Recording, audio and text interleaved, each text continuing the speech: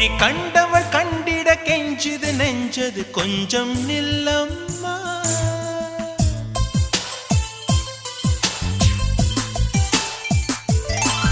நான் வானவில்லையே பார்த்தேன், அதை காணவில்லையே வேட்டேன். ஒரு கோடி மின்னலை பார்வை ஜன்னலால் வீச சொல்லியா